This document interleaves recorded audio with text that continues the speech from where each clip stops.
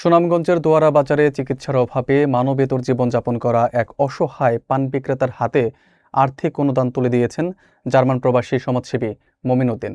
উপজেলার মান্নারগাঁও ইউনিয়নের কাটাখালী কাটা বাজারে এই অনুদান প্রদান করা হয়।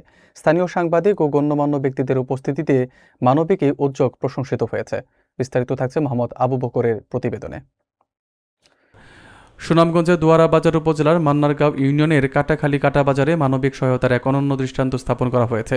জার্মান প্রবাসী তরুণ সমাজসেবী মমিন উদ্দিন চিকিৎসার জন্য অসহায় পান বিক্রেতা ও দিনমজুর আশরাফ আলীর হাতে ৫,০০০ টাকা আর্থিক অনুদান তুলে দেন।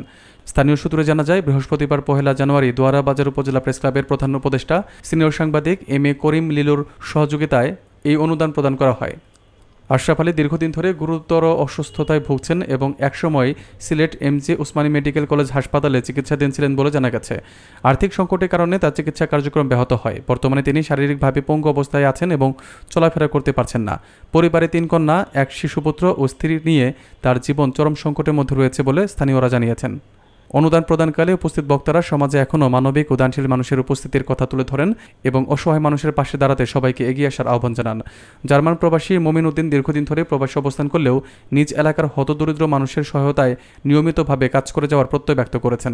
স্থানীয়দের মতে, আশরাফ আলীর উন্নত চিকিৎসার জন্য আরও সহযোগিতা প্রয়োজন এবং সমাজের বিত্তবানদের সহায়তায় তার জীবন নতুনভাবে গড়ে উঠতে পারে।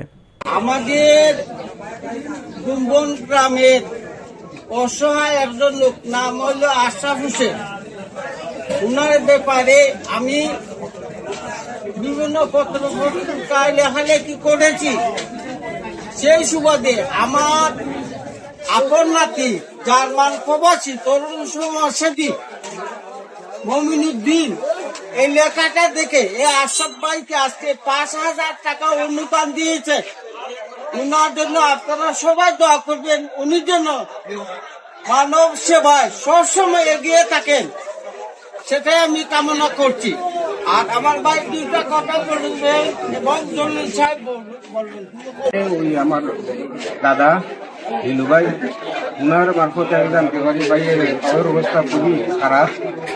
ভাই আমার কইলা তুমি কিছু সাহায্য রাত বাড়াও।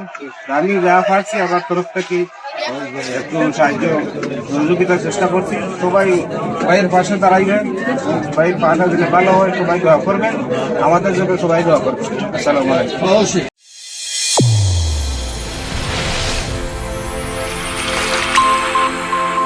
চ্যানেল A1 হৃদয় রেসপন্স।